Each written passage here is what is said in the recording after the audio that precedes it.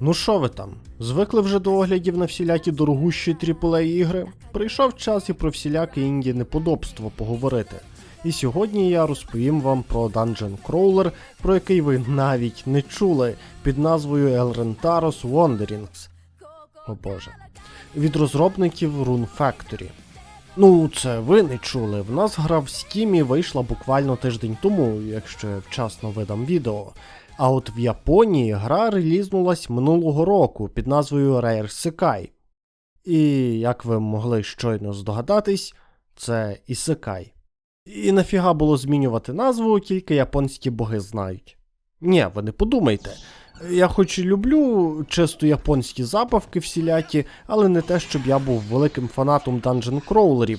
Можна сказати, що я в цьому жанрі взагалі новачок. Просто я очікував відключень світла, як бачите, правильно очікував, і мені треба було кілька забавок на мій Nintendo Switch Lite, а ігри на Switch'а в біса дорогі. Я попросив розробників кілька ігор на огляд, і це одна з тих, що мені дали. Тож, взяв на себе обов'язок, виконую.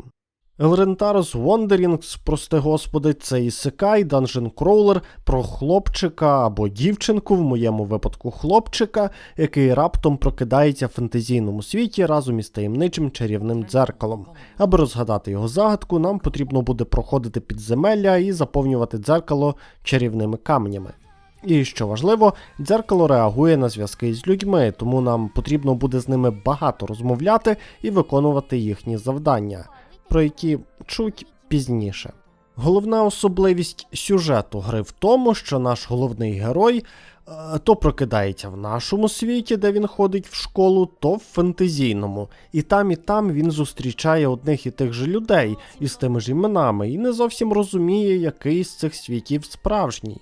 Звучить, може, й цікаво, але ось сама подача сюжету не дуже. Сюжет подається у формі візуальної новели, але без ознак хорошої візуальної новели.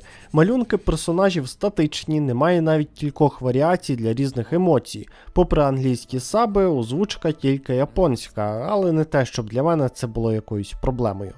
Розмовляти з людьми, як я вже сказав, доведеться багато. Добра половина розмов, в принципі, позбавлена особливого сенсу, бо з самого початку вас просто закидують купою персонажів і роби з цим, що хочеш. Тому в певний момент я почав просто скіпати діалоги. На щастя, гра дає таку можливість.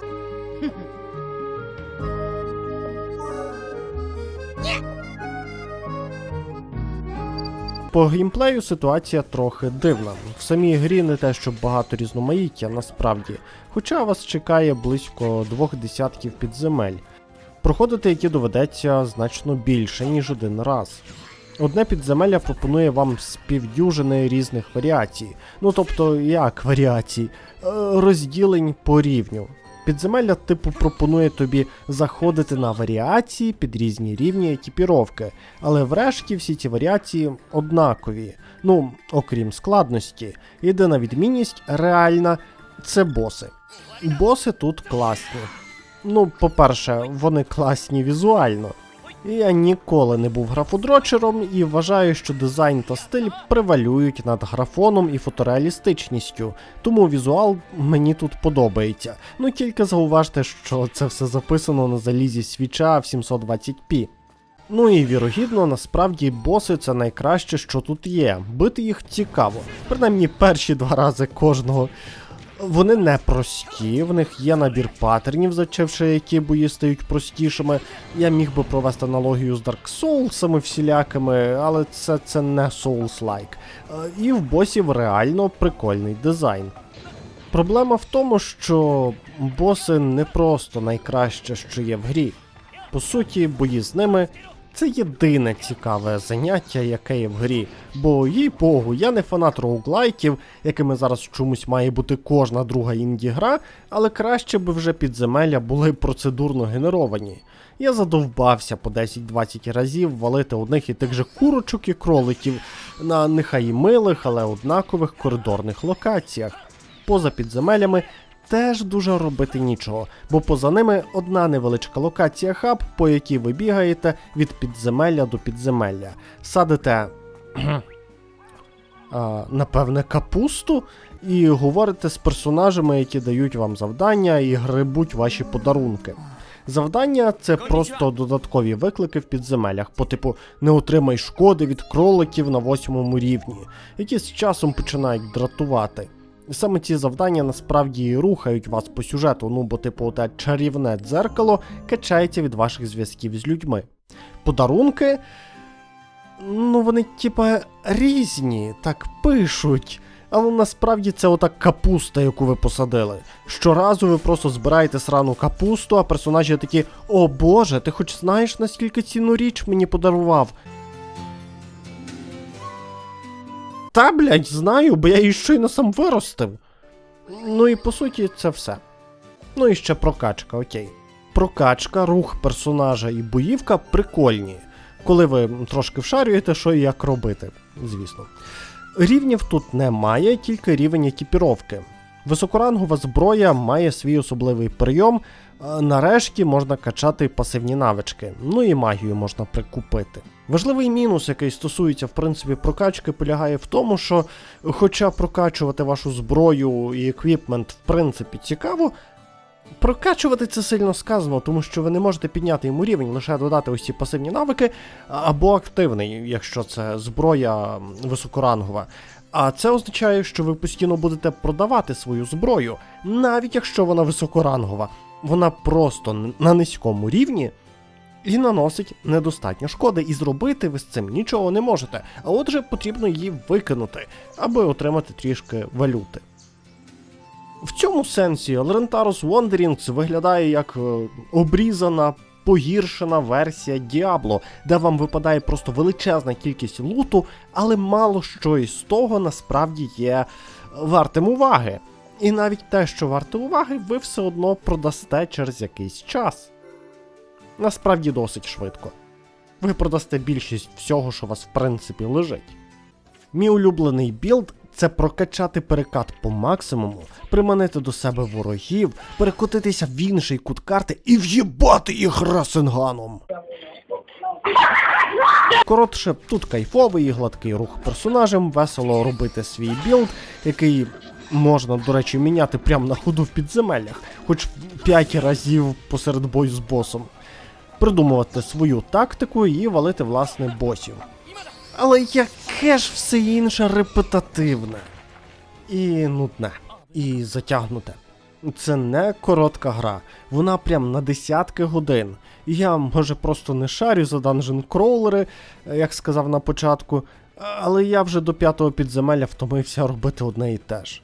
А десь до 4-го підземелля тобі ще й все здається простим, бо ти можеш легко проходити значно більш високорівневі підземелля.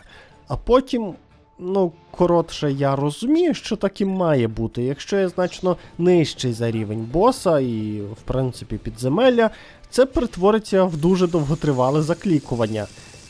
І тут втратилась частина з цікавими босами. Бо я визначаю їхні паттерни доволі швидко і далі просто 15 хвилин, може більше, сраки. Просто сраки з босом. А якщо ти не хочеш оце 20 хвилин заклікувати боса, тоді йди гріндити в одні і ті ж підземелля, так. Із плюсів цих розмов з персонажами в тому, що гра, в принципі, дає вам можливість одружитись з одним з персонажів чи персонажок. Але шлях до цього максимально несатисфакційний і не приносить ніякого задоволення. Та й користі від цього одруження так-то небагато. Гра все одно в загальному виглядає, як більшість часу ви досліджуєте підземелля, трохи бігаєте по вашому хабу і спілкуєтесь з персонажами. Все. По великому рахунку це все. Я не пройшов гру. Чесно. Не тому, що було дуже складно, а просто стало нудно. Я не вважаю, що можу оцінювати гру, якщо реально пройшов її тільки наполовину. Це нечесно. Але на щастя, ви самі можете спробувати, адже гра коштує в Стімі... Стоп. Скільки? 1600 гривень? За 1600 гривень я по фул прайсу можу Baldur's Gate купити, разом з ним ще новий Hades, той який Hades 2, і ще здача залишиться на якусь хентай-гру. Ви подуріли там? 1600 гривень? За 1600 гривень я можу поставити тільки 4 бали із 12 можливих. Дякую, звичайно, за такий дорогий підгон, получається так. Але всім іншим її ще купувати, чого робити я наполегливо не рекомендую. Насправді я хотів би поставити Elrentaros Wanderings. Я навчився це нормально вимовляти. 3 бали з 12 можливих.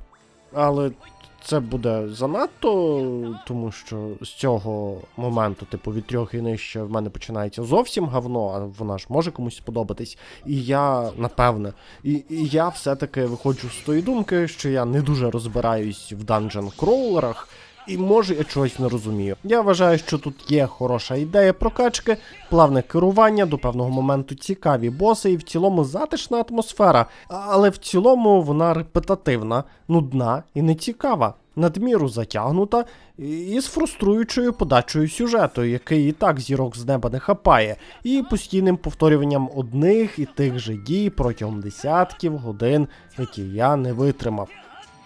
Я, принаймні, у цьому з вами чесний. はつけろシュートへあへあそれ